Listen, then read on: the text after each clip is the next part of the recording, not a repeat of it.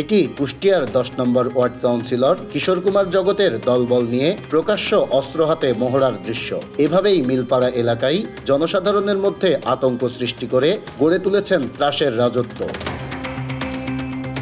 দীর্ঘদিন ধরে এই এলাকায় সরকারি জমি দখল, চাঁদাবাজি, অবৈধ অস্ত্রের মহড়া সহ নানা অপকর্ম করে আসছেন এই কাউন্সিলর কিশোর কুমার জগৎ। তার এসব অপকর্মের প্রতিবাদ করলেই এলাকাবাসীর ওপর চালানো হয় অমানবিক নির্যাতন, হামলা করা হয় ঘরবাড়ি ও ব্যবসা প্রতিষ্ঠানে, অস্ত্র ঠেকিয়ে দেওয়া হয় প্রাণনাশের হুমকি। এমন বিভিন্ন ঘটনায় এই কাউন্সিলরের বিরুদ্ধে একাধিক মামলা থাকলেও বরাবরই থাকেন ধরাছোঁয়ার বাইরে। ফলে আতঙ্কে দিন কাটাচ্ছেন এলাকার সাধারণ মানুষ। প্রশাসনকে দ্রুত ব্যবস্থা নেওয়ার দাবি তাদের। চাঁদা চাইছে, চাঁদা না দেওয়ার কারণে আমার দোকানপাট ভাঙচুর করে অস্ত্র থেকে আমার স্ত্রীকে আঘাত করে। এই কাউন্সিলর হওয়ার পর থেকেই মিলপাড়ায় চাঁদাবাজি, অস্ত্রবাজি, আপনার যেসব জায়গা আছে, জায়গা জমি দখল করে বিক্রি করতেছে।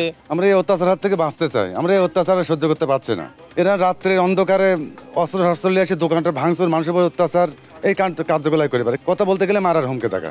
আমরা বাঁচতে চাই। কাউন্সিলর কিশোর কুমার জগতের নির্যাতনের হাত থেকে বাদ পড়েন না এলাকার নারীরাও। চাঁদা না পেয়ে এক যুবককে পিটিয়ে হত্যার গুরুতর অভিযোগ রয়েছে তার বিরুদ্ধে।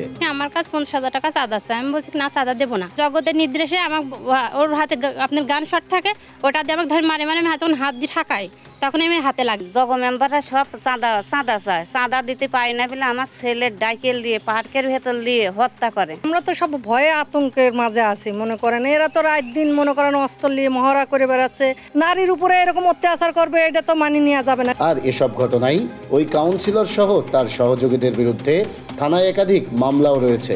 বর্তমানে তিনি জামিনে আছেন বলে জানায় পুলিশ। পরবর্তীতে তার বিরুদ্ধে আবার এ ধরনের অভিযোগ পেলে আটক করে আইনের আওতায় সোপর্দ করার কথা বলছেন পুলিশের এই কর্মকর্তা।